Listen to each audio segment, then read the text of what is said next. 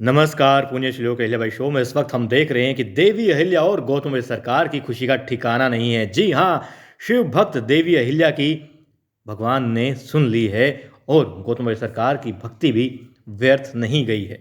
गौतम भाई सरकार और देवी अहिल्या, मल्हार राव सूबेदार जी, युवराज खंडेराव और शिव भक्त हर इंसान जो है महल में इस वक्त और मालवा में इस वक्त वो खुशी का अनुभव कर रहा है। क्यों? देखिए क्या होता है। द्वारकाबाई साहिब चाल चलती है, तांडव करवाना चाहती है, मगर पोपट हो जाता है यहाँ पर द्वारकाबाई साहिब का। सारजा आ जाती है।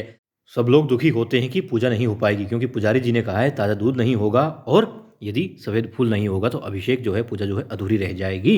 मगर तभी तभी क्या होता है, अचानक से फूल भी आ जाते हैं और सफ़ेद दूध की भी नदियाँ बहने लगती हैं। ताज़ा दूध होता है।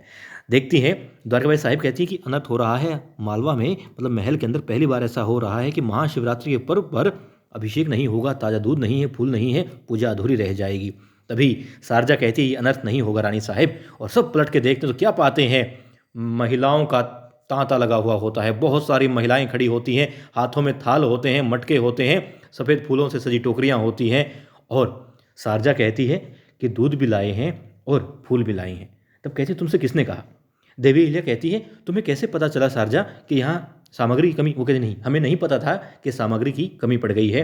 हम तो सिर्फ, और इन बहनों ने कहा, बल्कि इन बहनों ने कहा कि हम सब अपनी छोटी रानी के साथ में इस त्यौहार को, इस पर्व को मनाना चाहते हैं, क्योंकि सब लोग जानती हैं कि देवी अहिल्या तुम कितनी बड़ी शिव भक्त हो। इसीलिए इन्होंने ठाना, और तुम्हारे लिए, तुमने जिन महिलाओं के लिए किया है उसके सम्मुख तो बहुत कम बात थी, मगर इन्हें लगा कि इतनी बड़ी शिव भक्त और मतलब मालवा में इतनी बड़ी जो क्रांति लाई है, महिलाओं के लिए जो इतना कुछ काम कर रही है, उसके चेहरे पर थोड़ी सी खुशी ला देते हैं। क्यों? क्योंकि उन्हें मालूम था कि तुम उनको देख करके बहुत खुश हो जाओगी। इसीलिए इनके घर वालों की आज्ञा से ये लोग यहाँ पर आई हैं, और सबके पास में किसी पास ताज़ा दूध होता है, किसी पास सफ़ेद फूल होते हैं, तरह तरह के फूल होते हैं, कोई पकवान बना करके लाई है शुद्ध अपने हाथों से।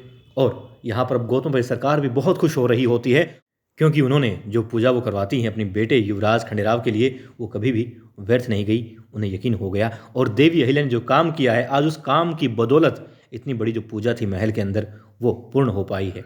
इसलिए गौतम भाई सरकार भी खुश हैं, युवराज भी खुश हैं, और महल का हर इंसान खुश है। और जब शिव भक्त खुश हैं, शिव भगवान खुश हैं, उनका आशीर्वाद है, तो बस यहाँ पर वही बात हो गई है जो हरकुबाई ने कही थी कि सब ठीक हो जाएगा, तुम्हें आशीर्वाद मिलेगा और युवराज के साथ में सारा मनमुटाव दूर हो जाएगा। यही लग रहा है इस वक्त जो स्माइल है युवराज खंडेराव के चेहरे पर, देवी अहिल्या के चेहरे पर, सभी के चेहरे पर, सिवाय 2-3 लोग हैं वहाँ पर, खैर आप समझ गए। तो उनको छोड़ करके बाकी सब लोग खुश हैं। और यहाँ पर अब युवराज खंडेराव फिर से दिल से हाथ थामेंगे देवी अहिल्या का, जिन्होंने कुछ देर पहले हाथ छुड़वा लिया था देवी अहिल्या से। अब खुद थामेंगे और दिल से थामेंगे। क्यों? क्योंकि देवी अहिल्या जो कहती है वो करके दिखाती है, और युवराज खंडेराव समझ गए हैं कि देवी अहिल्या कभी भी गलत नहीं करती।